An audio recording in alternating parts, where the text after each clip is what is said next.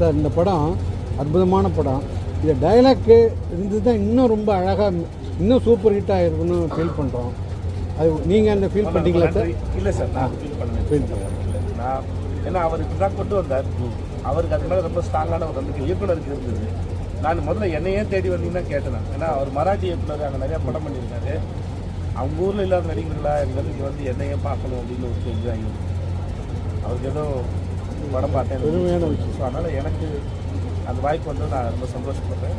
அப்புறம் இது ஒரு முயற்சி தானே, அது முயற்சி அதான் இன்னும் டைலாக் இருந்தால் இன்னும் சூப்பராக பண்ணுவாங்க. ரசிகர் எதிர்பார்ப்பாங்க இந்த படத்தில் ஃபைட்லாம் கொஞ்சம் கம்மியாக இல்லை, எப்படி வந்து உங்கள் ரசிகர் ஏற்றுப்பாங்க? அப்படி எனக்கு அப்படி ஒரு ஃபார்ம் இருக்கான்னு எனக்கு தெரியல சார். நான் ஃபைட் பண்ணுறது விரும்புவேன் சார்.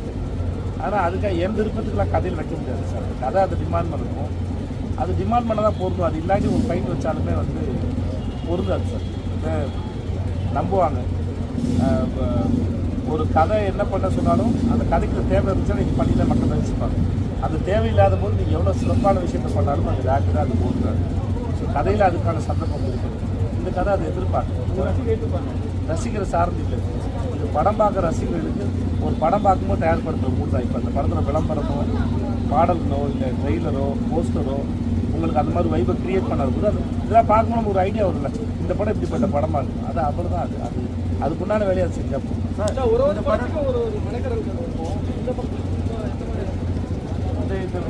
இந்த சைலண்டாக இருக்கிறத ஒவ்வொரு நாள் செஞ்சுட்டு போனால் சைலண்டாக இருக்கிறது எப்படி புரியும் கேள்வி இருக்கும். பட் அது புரியும் கேள்வி அதை தாண்டி ஒரடிக்காமல் இருக்குமா கணக்கு அப்படின்னா அந்த பயிற்சி படம் பார்த்து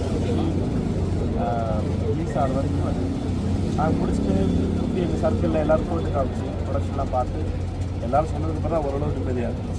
இந்த படம் வந்து சார் இந்த படம் அற்புதமாக இருக்குது. இந்த படம் வந்து நிறைய சின்ன படங்களே வந்து அவார்டுக்கு அனுப்புகிறாங்க. இந்த படத்தை வந்து நீங்கள் நிறைய ஃபெஸ்டிவலுக்கு அனுப்பியிருந்தால் நிறைய அவார்டுகள் வாங்கியிருக்கோம். ஏதோ ஒன்று இந்த வருஷத்துக்கு உங்களுக்கு தேசிய அவார்டு வந்து இந்த படம் மூலியமாக எதிர்பார்க்கலாம். மற்றபடி எனக்கு தெரியல. அது குறைச்சி வந்தாங்க. இந்த வருஷத்துக்கு இந்த படம் உங்களுக்கு தேசிய அவார்டு வாங்கி கொடுக்குன்னு நாங்கள் நம்புகிறோம். அவர் ஒரு தங்கமான மனுஷன். ஸ்டூடியோவில்